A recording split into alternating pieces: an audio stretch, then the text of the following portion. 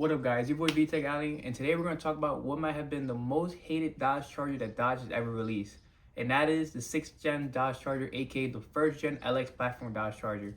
The real question is, was it really bad, or was it just misunderstood? When Dodge brought out the Charger in 2006, people were expecting something very different.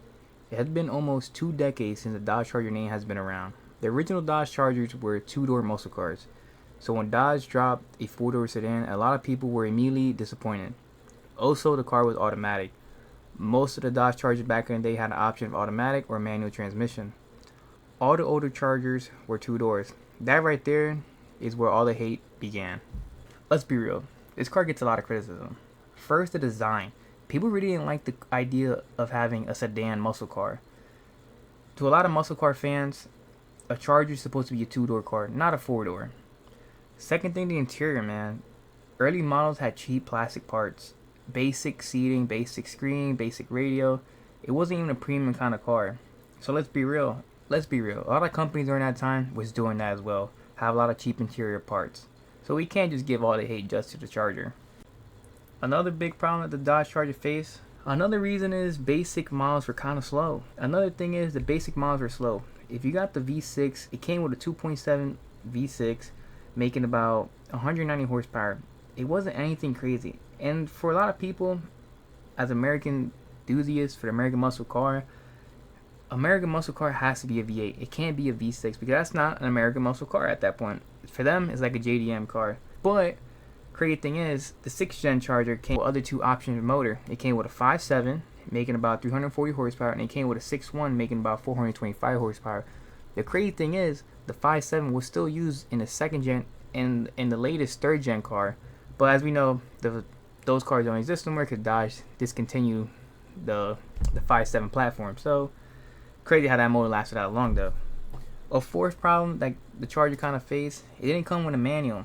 At the time when other muscle cars had a manual option, like Ford with the Mustang, Chevy with the Camaro, Dodge didn't do that option. The only option they have was an automatic car. And for a lot of people, that kind of was like the deal breaker. And finally, the idea of the Charger, people really felt like Dodge just slapped the name Charger on a sedan. And that wasn't a Charger for them. But here's the thing. This is why the Dodge Charger 6th gen is so underrated. Without this car, if Dodge never made the decision to put a four-door sedan and slap the name Charger on it, it wouldn't open the platform for what we love today. The 2nd gen and the 3rd gen. Everyone loves the 3rd gen Charger. And it's a four-door. No one complains about it now, right? The great thing about this car that Dodge opened the platform to have multiple motors. And today they still do that with the previous generation with the 2nd gen and 3rd gen. And it wasn't just one motor. They had 3 other motors. But here's why the Dodge Charger 6th gen is so underrated. If Dodge never made the move to a four-door platform, the Dodge Charger that everyone loves today wouldn't exist.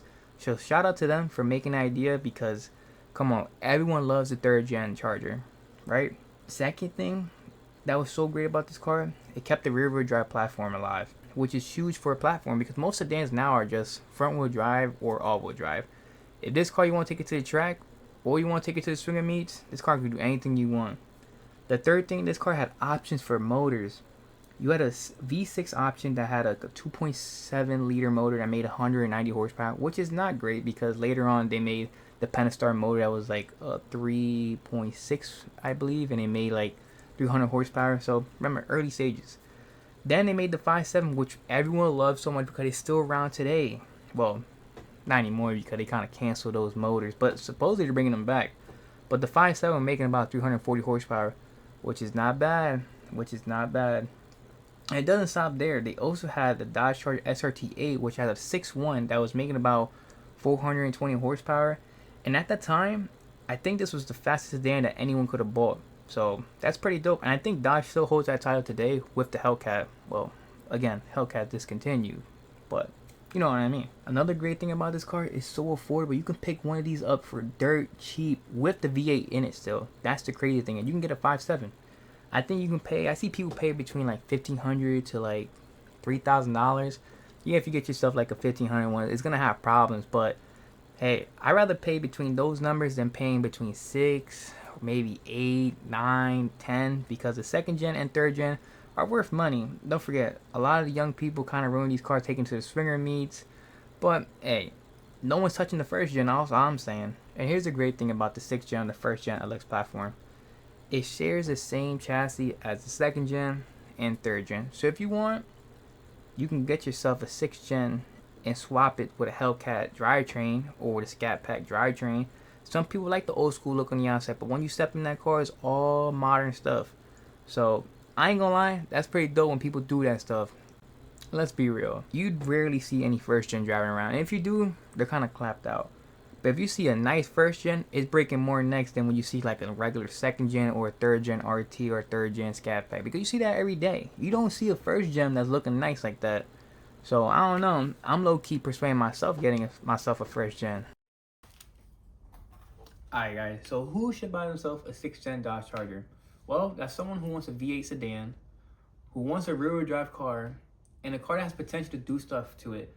Like, if you get yourself a 5.7, you can boost it, you can pro charge it, you can even swap the car too, because it does share the same platform as the 2nd gen and 3rd gen. So if you want to put a Scat Pack motor in it, go ahead. If you want to put a Hellcat motor in it, go ahead. There's so much potential for the 6th gen. And the great thing is, because of all this, it is an older Charger that is way cheaper than getting a 2nd gen or 3rd gen. So that's not bad. So at the end of the day, was the 6th gen Dodge Charger really bad, or was it just misunderstood? So let me know in the comments down below what you guys think. Also, if the Dodge Charger did came in an option in a manual, are you taking an automatic still, or are you taking a manual? Let me know down below.